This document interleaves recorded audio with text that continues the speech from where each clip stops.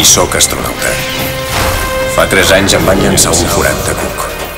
Ara sóc en un punt recòndit de l'univers, a dins d'una nau vivent plena de presoners fugitius, els meus amics. I he fet enemics, poderosos, perillosos. Però ara només vull trobar el camí cap a casa, la Terra. Mirar endavant i compartir les meravelles que he vist.